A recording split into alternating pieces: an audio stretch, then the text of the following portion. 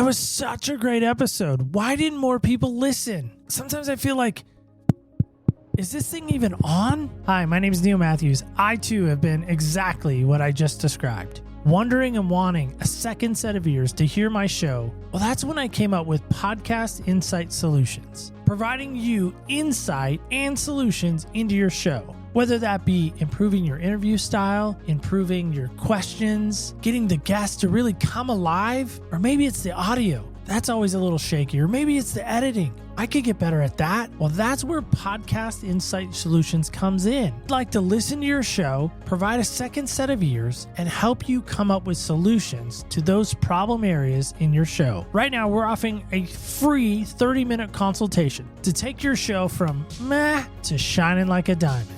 At Podcast Insight Solutions, we're transforming podcasts with expert insight. Book your consultation today. Welcome home to Other People's Shoes, where every step tells a story. Get ready for an emotional journey like no other with Homecoming. Our homes are more than just a place. It's where we find safety, comfort, and connection through intimate conversations, heartfelt anecdotes, and inspiring stories. We believe that everyone deserves to feel welcomed and secure in their own home. Let us remind you of the beauty and warmth that home should bring. Other People's Shoes, where every step leads you to Homecoming. Welcome home to Other People's Shoes. As you know, I am your host, Neil Matthews. Thank you so much for coming home today. I don't know about anybody else. This season has been very exciting, but also I think there's still some trauma when you talk about coming home. This is a terrible story. I remember as a kid, our house being broken into. Yeah, it's one of those things that happens to teenagers. What happened is the way they entered our home was they went through a sliding glass door. Now, they didn't break it. We had this like security bar back in the 80s, 90s era. And if that bar wasn't down and tightened down, you could easily get through the sliding glass door. And that's what happened. A few months later, after the break-in, my parents actually put me in the room where they came into. It's a really longer story there. But I would wake up in the middle of the night, panicked that bar wasn't down. And one night in particular, my brother and his friend decided to open the door, have the bar on top of the sliding handle. And I woke up, panicked, went to the door to shut it, and they grabbed me through the door. They stole me like away, and I was screaming bloody murder. Luckily for us, our guest today isn't gonna necessarily scare us, but maybe. Happiness, is that something really people can steal from us or take from us? Help me welcome in my new friend, Danny. Danny, how are you today? I am wonderful. How are you? That might be my longest monologue story yet. I like it. It might get better after that. I gotta say this right out of the gate. You came to us from another guest, and I always like when that happens, and I always like to acknowledge that. So first off, thanks for being willing to come on. But second, when I started kind of little bit of research into you and a little bit about what you're about happiness and finding happiness. I just thought that is something that I think most homes maybe don't have nowadays. It seems like happiness is an elusive thing. It's one of those things we talk about. Oh, I want to be happy. I'm so happy. I mean, there's songs written about it, but It just feels like happiness can't truly happen. I'm excited to dig maybe more into that. Before we get to that, I know you've been on television shows, you've been on radio shows, you're everywhere. I was joking in our green room that you're like Carmen Sandiego of old, like, where in the world is Danny at today? Help us with this, because I don't think anyone's asked you this in the interviews, at least I hope not. Okay. What style of shoe might we find at your front door if we were to come to your house? Because most people leave their shoes by the front door, maybe out in the garage. What might we find you wearing? Oh, so many different things. So there's athletic shoes and cleats, cowboy boots, because I ride horses, just flip-flops for when you need to grab a pair of shoes and run outside really quickly. And most of my nicer shoes I keep somewhere else, but at the front door, that's where you'll find. So if we were to narrow you down to maybe one pair of shoes or your favorite pair perhaps to wear, what would they be? Honestly, no shoes. I love being barefoot. If I have to put shoes on, probably my cowboy boots. Those make me feel powerful and safe at the same time. And perhaps maybe even happy? Yeah, of course, happy. I mean, it's being around horses is one of my favorite places to be. Don't have a great horse story except Shetland ponies, still a horse maybe type or I don't know, brand of horse. Okay. Growing up. Yeah. Well, I fell off one at like Oh, 8, well, at 9 least you years. didn't have far to go. Yeah, it's true. But I was 8, 9 years old and I broke my elbow. And my wife and I were actually dialoguing about that the other night. She said, "You've never broken a bone." I said, "I broke my elbow when I was a kid." She's like, "What?" And I was like, "Yeah, when I fell off the Shetland pony." And she, 23 years of marriage and then dating life since 16, 17. She's like, "I never knew that." I was like, Wow. "Well, you would have lost at Final Jeopardy then." Let's just say that. But help us with this. Again, this idea of coming home and this homecoming series that we're in, it really kind of sparked out of two things just to help set some context. I went back to North Carolina. I'm a huge Tar Heels fan. Everyone who knows me, you wouldn't know that probably either. I know we just met moments ago, but you probably have already disseminated that. Oh, yeah, that's his team. I went back there last November. It was actually homecoming weekend. The weekend my brother-in-law and I went home. I say home to North Carolina. So it was amazing. And so that kind of got me thinking about homecoming. And then my wife and I recently just finished construction on a home. And so this will be our first Christmas in the new home. Oh, and nice. So that's fun. And we got to design it and do all the things. And well, I should say she got to design it, do all the things. You got to design your head. I just said, whatever you want, just let me know where to sign. That's a good thing. But people were mad at that. They're like, "Don't you want to take a more active role in the house?" And I said, "Listen, if it was my house, it would be light blue, Argyle." And my wife's like, "None of those appear in our house. So I don't know where you're going to live." This idea again of coming home or being at home, what does that mean to you when you think about homecoming? Well, honestly, a lot of my journey to finding happiness was about coming home to myself. And I think that was probably one of the hardest lessons that I had to learn, is that home isn't a physical place. Finding peace within yourself and being connected and being grounded at the same time. And when you can sustain that sort of frequency, for lack of a better way of putting it, then you're always home. So it doesn't matter where you are or how you're feeling or what's going on in life, you can always come home. There is the adage I've heard people say, can I truly be home? Can I truly come alive even? I mean, those synergized words that we hear. Can I really come alive in myself? It sounds weird when people say, "Well, I found myself." Was yourself lost? Were you lost? I don't understand that sometimes. And then again, I talk to ladies, and again, this is a ladies generalized statement, so save the hate mail. I've heard ladies specifically say it's hard to find yourself. The way society is, the way the world is, the imagery, the body, and I don't want to be a girl. It seems like way too much work and way too much energy. The idea of coming home and being at home. From day one, we're being programmed on somebody else's software. You're kind of taught how to think, how you are supposed to feel about certain things, how we react to certain things, how we decide certain things, how we feel about this or that. One of the concepts I talk about a lot is this idea of the mirror child. Parents will come to me and say, "My child's very unhappy. My child's very anxious all the time." And I say, "Well, show me an anxious kid and I'll show you an anxious parent." And maybe your anxiety doesn't necessarily manifest itself the same way your child's does, but there's some aspect of you that's probably sitting in that. And that's what they're picking up on, because kids are just so in tune with that kind of thing. You have this child that's born, they don't have the conscious ability to say,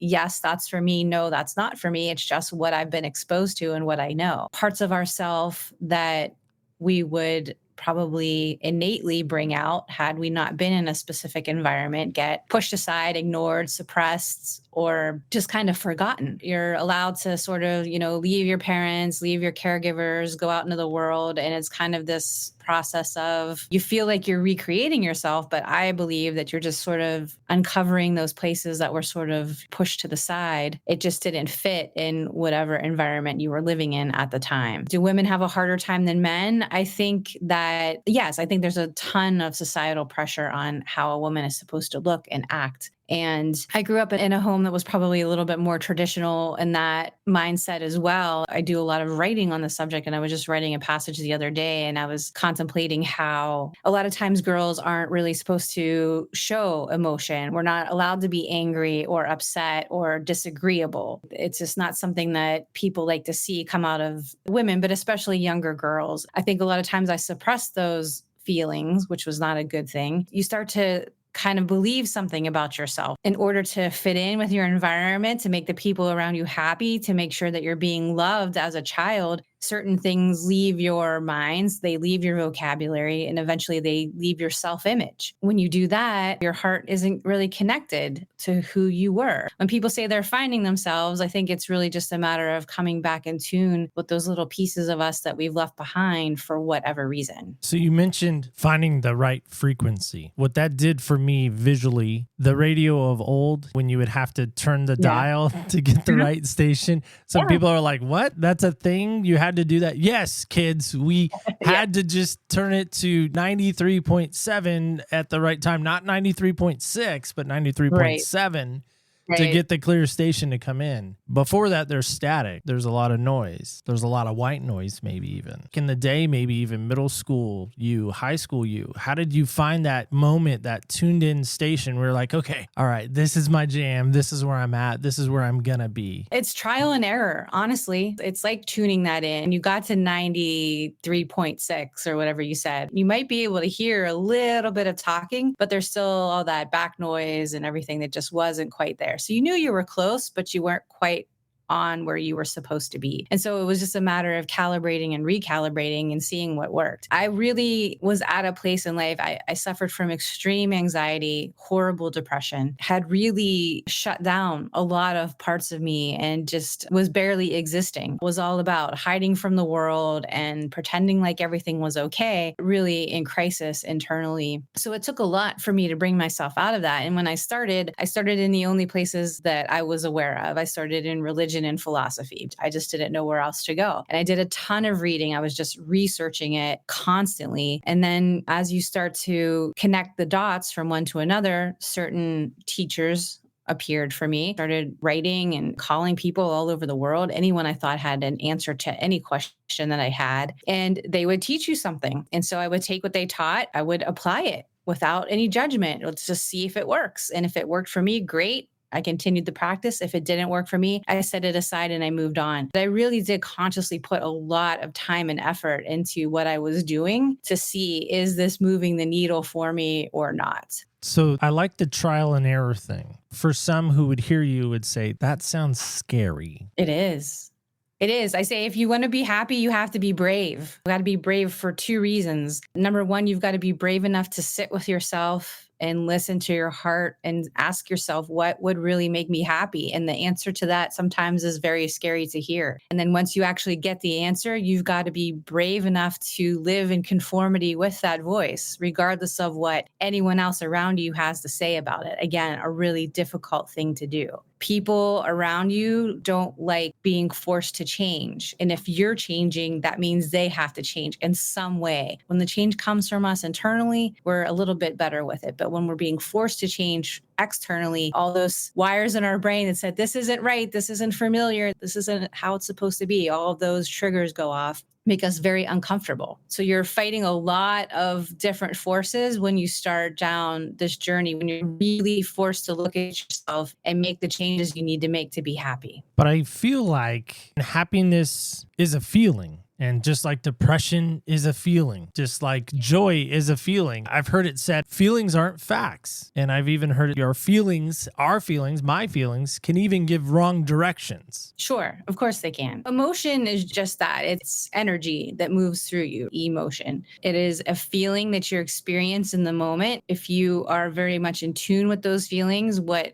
you should be doing is, well, I hate to use the word should, generally in a healthy way of processing that, you would feel the emotion and you would sit with it and you would say, okay, right now I am feeling sad or I am feeling angry. The healthy way to process that is not to attach a story to it.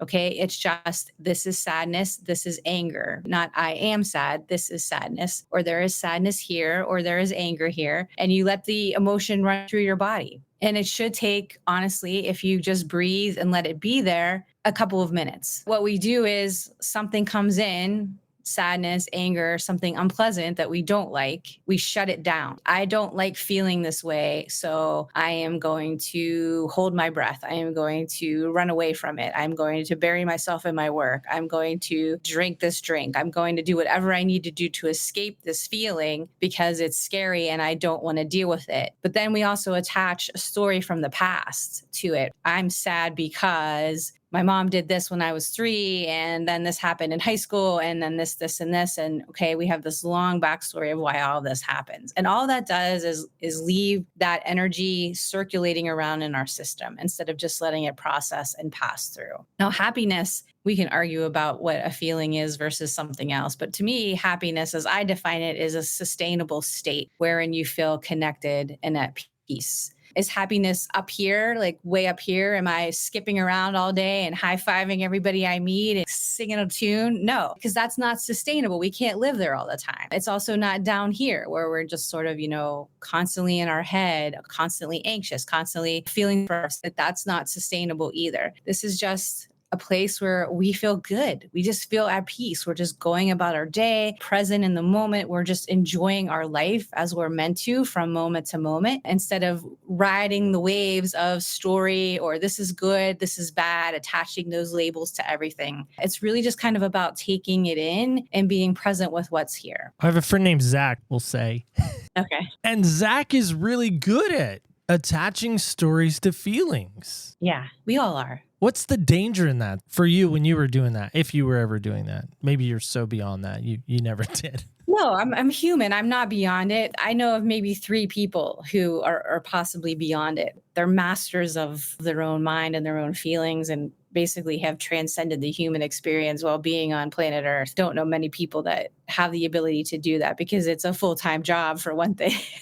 We're all really good, whether we're conscious of the story we're attaching to it or not. Take me for an example again. I said when I was young, I wasn't allowed to be angry. When I was angry, I wasn't allowed to voice it or show it in any way. I had to just kind of swallow it down. That energy, if you will, got trapped somewhere in my system because I held it inside of me. In order for me to be able to justify holding on to that as a child mind works, there had to be some story around it. Why I wasn't allowed to be angry and why I was angry. That story may or may not have been true. At the time, it is what I needed to survive and feel like I had some control over the situation, because we're very much about needing to feel that control around our emotions as well. There's control to some extent, there's control over yourself, but as I said, you also have to be able to react in the moment. So whatever that story is that I created around that, the anger is probably past, or maybe it's still hidden somewhere in my body, but I can't feel it. But that emotion is off to the side. The story remains. And I just take that story and I build upon it as I experience life and get older and go through all the things that I do. And it just becomes this giant ball of yarn that when I get to a certain point where I'm like, I have all of this anger and I don't even know what to do with it. Now I've got to start unraveling it.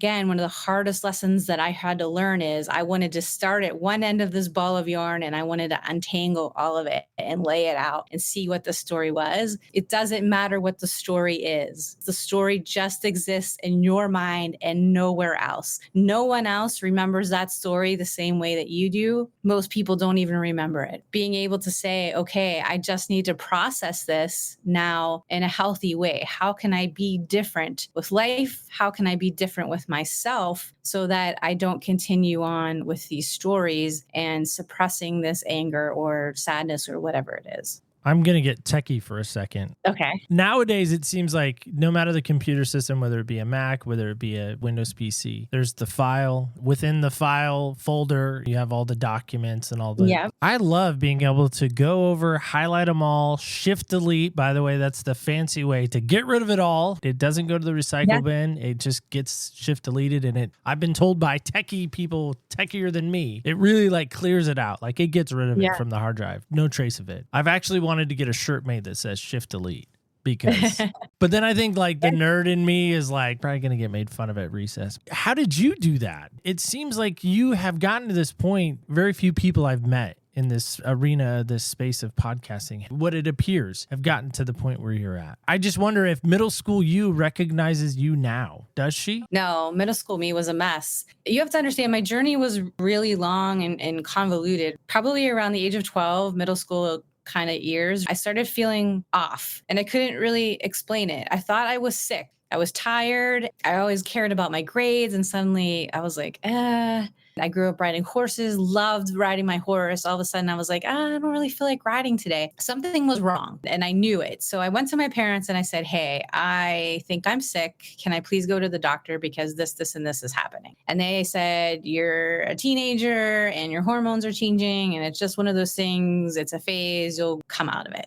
And I was like, okay, but I really think something's wrong. It just gets worse to the point where I'm pleading, please take me to the doctor. Something is really wrong. So finally I go to the doctor and they run all these blood tests. And of course they can't find anything. I'm talking to the doctor and I'm like, yeah, I don't want to ride my horse. I don't want to do my homework. I don't want to be with my friends. I don't know what's wrong with me. He said, hey, there's this lady in my office. Why don't you talk to her? And she was a psychologist. And I said, okay, I don't care. I just want to get better. So I sat down across the desk from her and I told her what was going on. And she sits back and she's like, honey, I think you're depressed. This is now at 16. And I was like, well, I don't really know what that means. From what I do know, I don't think you're right. I don't have anything to be depressed about. Like, I live in a pretty nice neighborhood. We weren't rich. I never saw poverty. I wasn't really ever a witness to any kind of violence. I was smart enough to get good grades. I did have friends. And it's like, I have a horse. I can't be depressed.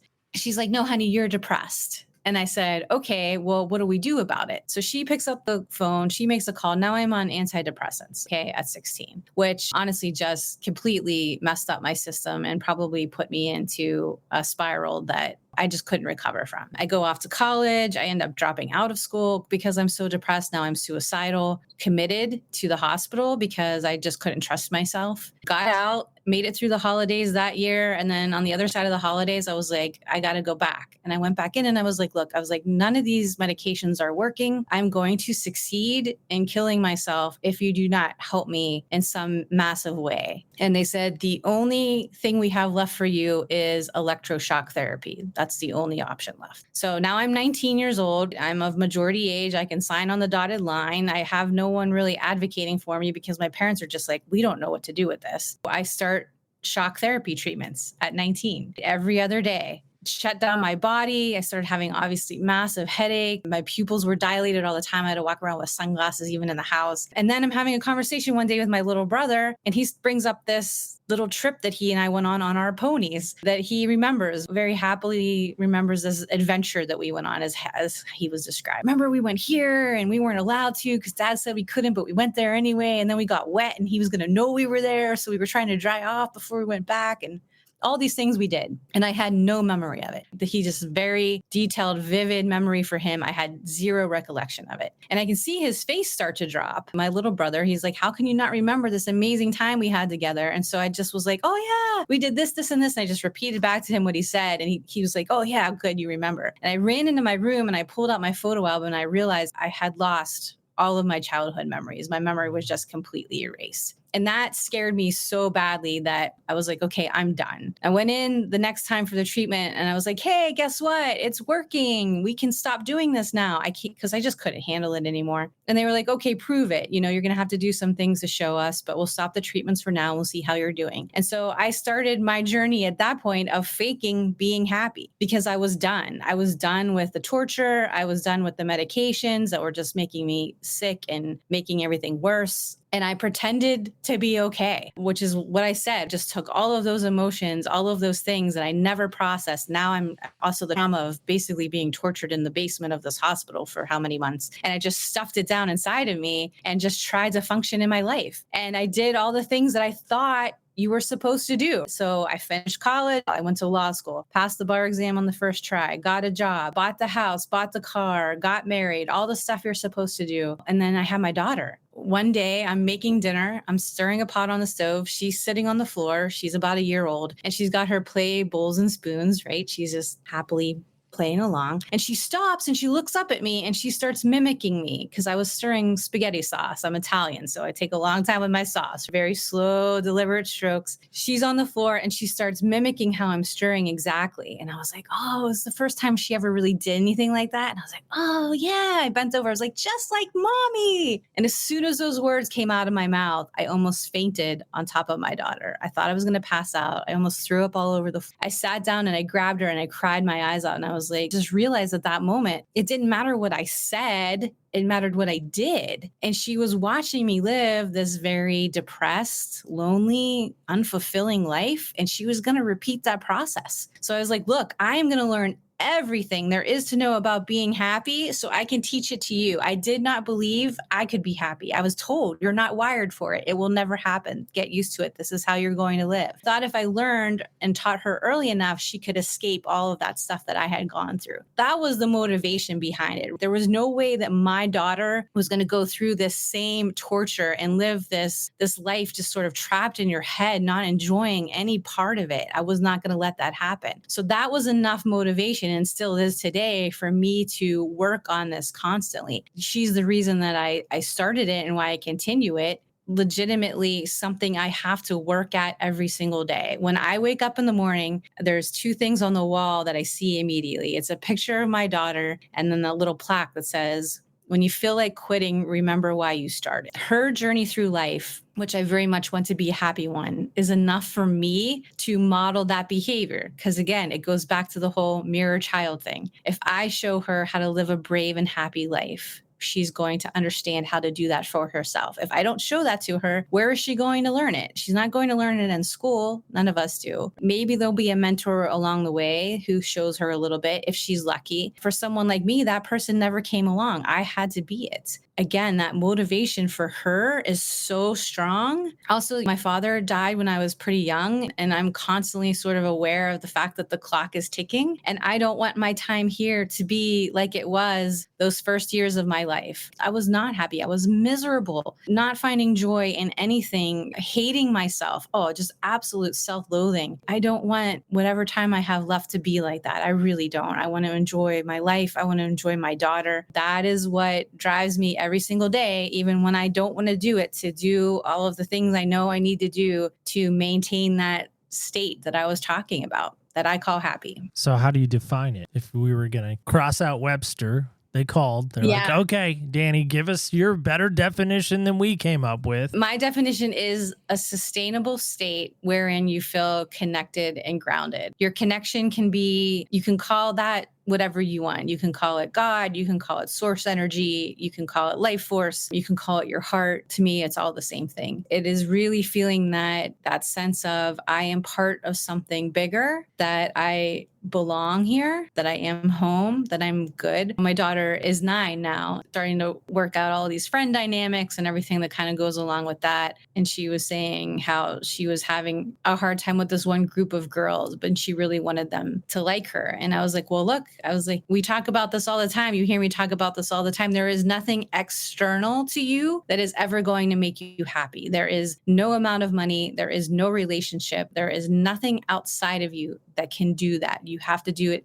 inside of you. And I said, I promise, if you keep working at that, then it won't matter which girl likes you. Quite honestly, you're going to radiate so much good stuff that people are going to be drawn to you anyway. You have that magnetism when you are vibing on that line. And again, I don't have a good way of telling you where to hit it, except to say that you hit the nail on the head when you said it had to be 93.7 or whatever it was. And if you're at 93.6, that's not quite it. But you've got to put that time into getting to know yourself and being able to tune yourself into that and say, you know what, I'm not quite there today. What do I need to do to bring myself back? I absolutely dig what you're saying, by the way. I think there's so many people that have walked through life being told, being expected, you have to act this way, you have to be this way. My wife actually said to me many years ago, she said, you know, honey, not everyone loves coffee. Yeah. Some people just don't like your brand. Some people don't like your flavor. And then a friend of mine took it a step further. He said, you love hazelnut, don't you, Neil? And I said, yeah. And he goes, not everyone loves hazelnut coffee. Not everyone's going to love you. The salesman maybe in me that is God-given. I'm like, no, I can turn that no into a yes. Just give me a second. Hold on. Let me think of something creative. Let me try that. And I love what you're saying is to be at home in that frequency on that channel. And then say, you know what, if you don't like the station, if you don't like the music that's coming out, you know what, there's about 70,000 other stations you can tune into if you don't like what I have. Because I think we're providing value. I think I bring value. Listen, if you don't see that there's value at this station, there's about 7 other down the dial. Help yourself. Yeah, honestly, that's another thing we do too, is we assume that they don't see value in us. We put it on us, but it's so much about them and their story. Perhaps there is value, but because of whatever story is going on in their mind at the time, they just can't connect the dots. That's okay. I mean, timing is so much in life. We're not supposed to be on the same frequency of every person. It would be very boring if that were the case. It's really just about shifting your perspective. Whenever I do that, I find so much opens up to me. And I mean, literally, physically just change your perspective sometimes. Sometimes just sit on your floor and look around. As soon as I lose something, I was like, there's something I'm missing. What am I not seeing? And I will sit in a different place that I typically don't sit in my home. And I'm like, oh, that's where I left that. Just triggers so many other things. My daughter was walking out of the coffee shop the other day. She got herself a little Frappuccino thing. And she said, oh, Mom, they didn't have any little straws. They only had these big giant straws. She said, and I think everyone was looking at me like I was crazy because I had this huge straw. And I said, again, you're assuming that it's you. You don't know what story is going on in their mind. I was like, I bet somebody was looking at your drink and saying, that looks amazing. I wonder what it was because I want. Or somebody else was looking at your drink and saying, that looks so good, but I'm on a diet and I can't have it. And now I'm really upset that I can't have that drink. We take our story and we run with it when everyone else is doing the same thing. And we make all of these assumptions about all of the stuff going on when really it doesn't matter. And that's why I say when you come home, it's about what am I experiencing? Is someone looking at me? Okay, I'm not going to make up a story about why that might be the case. They're looking at me. I'm going to smile and then I'm going to get on with my day. And I'm not going to let it affect me one way or the other. I mean, I might look in the mirror just to make sure there's not something coming up. Other than that, I'm just going to go on with my day. It's a new fun fact for me. I heard recently Michael Jordan actually came out and said that he wore a brand new pair of shoes every game he played in. Okay. Yeah, I think I've heard that. Not a math guy. I started to, in my mind, figure out how many pairs of shoes he went through in a season. So typically 82 games, let's say, if he played all 82, which most of the time he did. And then the Bulls of old, they went through the playoffs. And so there was a lot of games there. So I'm like, by the end of the season, I roughly calculated he probably had anywhere between 120 shoes, maybe to 150 shoes, somewhere in there, right? Yeah. And I'm thinking to myself, one, where are all those shoes? Because I'm a shoe nut. But then the second part of that is the quote that comes along with that is he said, there's nothing more powerful than a brand new pair of shoes. He said, we all know it as a kid when we got our first pair of shoes and they were brand new and we wanted to put them on and we thought we could do anything. He goes, I wanted that feeling every single game. Yeah. And so what I hear you saying that, I'm going to flip that maybe a little bit, maybe that's applicable to you, is the idea of every day I'm going to wake up and I'm going to say, you know what? I'm choosing to be happy. Yes. I'm choosing to put on this pair of shoes called happiness. Doesn't mean it's not going to rain. Doesn't mean that it's not going to have a hurricane outside. Doesn't mean that the pain of the past is still there. Today, I'm going to seize the day. Carpe diem. I think you're saying that. Am I wrong in that? No, I think you're right. It is very much a conscious decision, but it's not even just when I wake up. It's something I have to remind myself of throughout the day. I am, unfortunately, I guess, wired to be a little bit down. And so the first 10 minutes of my day are very much dedicated to bringing me up to that level that I talk about, keeping me in tune there, putting things in perspective, clearing out garbage that I'm carrying around. I have to be very conscious of the thoughts that come into my mind. Those thoughts do creep in. Someone's looking at me funny. Do they think I don't look good today? Did I do something to them when I was 13 and they remember it and I don't remember them? All those things come in. I'm human. And so it's about quieting that constantly and saying, no, I'm listening to the wrong voices. So meditation for me is a huge part of my day. There are all these voices coming in from everywhere. A lot of them aren't even your own voice. Which one am I supposed to be listening to? And if it's coming in here in my head, I know it's probably the wrong one. It's about feeling it. What is right? What do I know? What do I know deep down? Well, I know I'm here. I know I'm safe. I know that I'm powerful, that I have the ability to choose being happy in this moment. If I'm feeling sad, then I'm going to feel that sadness. I'm going to let it go. And then I'm going to bring myself back up again. It is okay to feel those emotions, to feel sad and anger or whatever else. It's not okay to constantly dwell in them and to make them bigger than they are and to allow them to take control. My daughter loves Greek mythology for some reason. So we're always kind of going back to that. Your inner Athena, she was always very calm and in control of her state. What is your inner Athena doing right now? The Romans behind the chariot, who's got the reins right now? This Greek god, it's going crazy, or is it the Greek god of calmness and clear-headedness and serenity? Who's got the reins in their hands? You can make the decision to hand those reins over at any time you want. And sometimes, yeah, is it difficult? Sure. Do I screw it up? Absolutely. Then I recalculate, I recalibrate, and I go back to where I need to go. I think in life, we just give people too much power. I know I have. I had a friend, we were in conflict for a long time. And he said, Neil, you had all these narratives in your head. You had all these stories that you wrote down that none of them that I was lying or per se. Yeah. Right. But I had written this whole narrative, this whole screenplay of our life together. And he's like, none of that is accurate. Yeah. From his side, right? From his side. Right. Yeah. The more I think about it, that's what I want people to try to understand and get back to. It's not always about the other person. I think we put so much weight and so much, well, you did this and you did, well, hold on. What's your part to play in? What do you do with that? Going back to your chariot analogy, do they get the reins to guide the chariot? My friend John always says, who gets to drive the bus? We don't let crazy drive the bus. I'm like, right. Yeah. And he goes, what about the crazy in your head? Is he driving the bus right now? Kind of to your point. So if there's somebody listening right now, lady, gentleman alike, who says, okay, Danny, let's get real. Let's just get down to the brass tacks of it all. Can they truly achieve happiness? And if so, what are maybe the 3 steps that you would maybe encourage them to try to take to try to get to that level, maybe where you're at? Can they achieve it? Absolutely.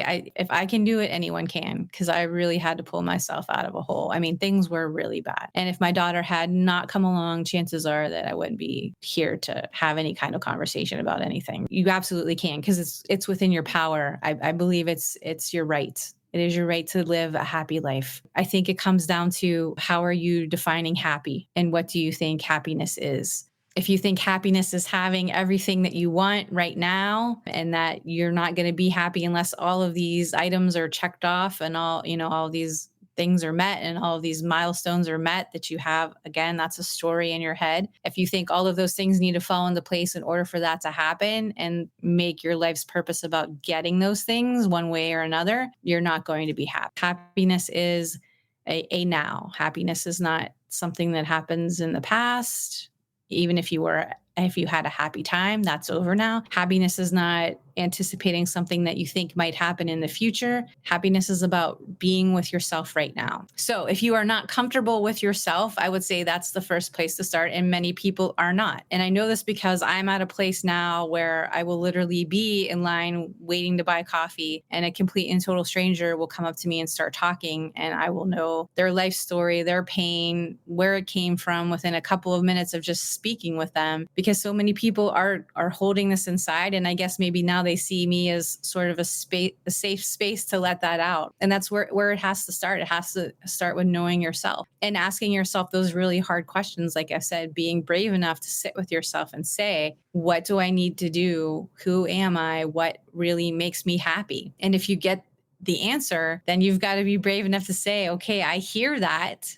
It might make me uncomfortable, but I hear it. It might be really hard. It might be really scary. I'm not saying that you necessarily have to turn your life over on its head. Maybe some people do. And be really honest with yourself about what that is. And then it's about making those changes. I'm not saying that has to happen overnight either. Just making those sort of steady, consistent, incremental changes in your life to get to that point. And again, it's trial and error for everyone. That's why my coaching is so different, because I understand that, what worked for me won't necessarily work for you. What got me to open up this part of me won't necessarily work for you, or it won't work as quickly, or it will work faster, and then great, we'll move on to something else. It's being able to tune in to yourself and really hear that one true voice inside of you, and then act in conformity with it. And then doing all the things that you need to do to clear out all the other garbage, all of the stuff that's constantly coming into you from media, from other people, from society, from all of those old stories, being able to sort of hold that off while at the same time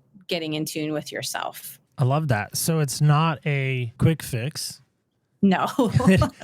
It is not a 2-week process. It's not No. Amazon Prime. It's not going to be to your doorstep in 2 or 3 days, is what you're saying. No, and here's the best part is it's a process literally because it's never over. Because you're constantly having to recalibrate. Your experience changes, your life changes, you change over time, and you're meant to do that. You're meant to grow and evolve. So checking in with yourself today is not going to look like checking in with yourself a year from now or 10 years from now or wherever you happen to be in life. You mentioned your daughter watching you from that young age of 1. I imagine she's probably still watching you and watching mom interact and watching mom walk through the world, right? And she's great because she's the first one to call out any disparity and anything. Mom, you say this, but today you're doing this. And I'm like, you know what? You're right. Thank you. I'm going to fix that right now. I love that. What maybe is one lesson you hope she really learns from mom? Well, there are a lot. I constantly tell her, make sure you know yourself before you go off and make decisions about life. And again, knowing herself at 9 is going to look very different than knowing herself at 18 or 30 or whatever it is. You do the best you can with the information that you have. But she's always asking these questions. What's my life going to look like? Who am I going to marry? Where am I going to go to college? Blah, blah, blah. And I'm like, look, you can do all of this great stuff. Go far away. You can stay close to home. It doesn't really matter. I was like, but you need to know yourself before you make those decisions. So please act. I always say act from inside out instead of outside in, because there's going to be so many factors and so many people who have opinions and ideas, and they're going to really push their agenda on you sometimes consciously, sometimes not. But you've really got to be that brave girl. And I guess that's probably the lesson is bravery. Like you've got to be that brave person to stand up for you and yourself and say, that would really be the easy way to do it. It doesn't align with me. Or I know that would make so-and-so really happy. It's not what is going to work for me. Those are hard things to do as a kid, as an adult, whatever the case may be. Actually, a lot easier when you're younger. You haven't already made those choices where you're affecting so many other people. You're not affecting a spouse. You're not affecting children. You're not affecting whatever. If you're really going to be happy, all of those people around you need to see, you need to voice to them, express to them, this is what I need and this is what I am going to do. And it's not a reflection of you in any way. It's just what aligns with me. So we talked about music sort of in the radio station, the idea of finding that station. Many years ago, I came across this song. I don't even remember what station it was on. Okay. And it might have even been on Amazon. Who knows? The artist's name is JJ Heller, and she has this song called Love Me. And the chorus goes like this. I'm curious your thoughts on this. It says, who will love me for me? Not for what I've done or what I will become. Who will love me for me? Because nobody has shown me what love really means. Right. I think, again, that's the whole idea that loving yourself has to come from yourself. It's not something that comes externally, and it can't be reflected back to you. Everything that's going on in your life at any given time that you're seeing happening, and you're kind of looking at it thinking, why is this happening to me? Really, it's a message. It's a reflection. It's a way of showing you what's going on with you. So if there's something going on around you that you don't like, then there's something internally that's off. If you're not feeling loved, then maybe you need to look internally to yourself. Are you loving yourself the way you should be? And are you expressing love the way you should be? You know, all of these things, again, just it's really kind of a fascinating system. And I'm not saying that it's fun all the time, because it's not. It's sometimes being a human is really, really hard. The cool thing about it is you can always step back and kind of look at it. And if you can do it without judgment, you can even see how the bad parts are kind of cool, how it's sort of all designed to teach us these lessons. And it's up to us to either accept the lesson and learn from it or not. And in which case, you're probably going to come up against the lesson somewhere else, somewhere down the road. So, I mean, again, love, happiness, all of those things that we think are out there for us are really here. And that's exactly your message of coming home. When I can come home to all of that, when I can love myself, feel secure being with myself, and not matter what part of the world I'm in, what bed I'm sleeping in, who's around me, because we really do get attached to those relationships. And trust me, I absolutely adore my relationship with my daughter. It's amazing. I even have to realize that my happiness and loving myself has to come from inside of me. It can't be attached to her. In fact, it's not fair that it's attached to her. That makes her feel like she's got to sort of uphold some sort of part or burden in everything that's going on. She's going to go off and she's going to have her own life. And I've got to be able to be secure enough to say, okay, time to go. And this is what I'm going to do. I've got all this life left and it looks really cool. Love that. Well, Dannie, how can somebody know more about you? You mentioned kind of coaching. I know you do a number of things. So what are those things and what's the best way someone can connect? And then we're going to play a game. That'll be fun. Okay. Yeah, everything is on my website, DannieDeNovo.com. I've written some books. I've got some other writings I've done. You can find all of that there. I typically go on news and talk shows, kind of give out little tidbits there. So I have a lot of those clips that you can watch there and learn little things, like even quick little fixes to help you when you're really kind of struggling. Yeah, and all my information, my coaching, everything you need to know is there. And feel free to send me an email, and I love to chat and hear people's stories and see how I can be of help to anybody, really. No show has ever let you play a game with them. As far as our research has been told, you don't play games typically at the end of the time with the host? No, I don't think I ever have. All right, so we'll let this be the first. Here's Zach to tell us about our game. Zach? It's now that time in the show to play the fastest growing game in the podcast world. We call it Heel Hustle. Today our guest will try to answer all 6 of these questions in 60 seconds or less to win an Amazon gift card. Amazon not responsible for this commercial spot, nor did they pay to let us use their name. Audience, feel free to play at home. Are you ready? Let's put 60 seconds on that clock. Ready, set, hustle! The game begins in 3, 2, 1. All right, 60 seconds. One person you would trade places with for a week. My daughter. Nice. Guilty pleasure. Coffee. Best compliment you ever received. That I was able to empathize well with people. Nice. I would agree. Worst piece of advice you ever received. Be like everybody else. Also great. What is something you wish you were better at? Speaking. I would disagree. What's something that never fails to make you laugh? A fart noise. Nice job. Way to go. Thanks. That was good. That's our fun little game that we end the show with. I like it. It's good. It's uplifting. It's something different. Brainstorming one day, and I thought, it'd be fun to like do a game at the end and, just kind of wrap things up with. No, I like it. It's a good way to get to know somebody. Yeah. And it's just fun. I stole the questions from Larry King. He was actually interviewing Cat Williams. Okay. Cat was struggling with these questions, by the way, in the clip I saw on the socials. Wow. So. Well, you know what? When you know yourself really well, the answers come easy. That is accurate. Dannie, thank you again. Thank you for giving us some moments today. Thank you for the insight that you shared. I really love what you shared. And I think, again, people can find happiness. It's not this elusive thing like we think it is. And I just appreciate that reminder that it really can be done. So thanks for that. Absolutely. It can be done. It's hard work and you have to be brave. It's absolutely there for you. All right, guys and gals, kids and campers alike, that is it. That is all. That is our show today. So I don't often say this. I don't think it's been said ever, really. Is our guest lying today? I know that seems like a really mean thing to say, perhaps, after we just spent some time together. But think about it. Rewind that back. Can you really be happy? The tips and the ideas that she shared. Can you really do that? I don't know about anybody else. I was that kid when you said you can't do that. I would find ways to say, oh no, I can do that. That little engine that could, yeah, he could and can get up the hill. But maybe that's not you today. Maybe you're still the engine saying, I think I can't. I think I can't. I think I can't. And therefore you can't. Can't never did nothing, my grandma used to say. Yoda said, there's no try. There's only do. Okay, so what will you do today with what we shared and what you heard? Will you just say, oh, that's another great episode, Neil. Great job. High five. Golf clap. Or will you actually be proactive? Spend some time in the quiet, in the still. Maybe put on some spa music and just listen and find out for yourself that happiness really can happen. Happiness can happen.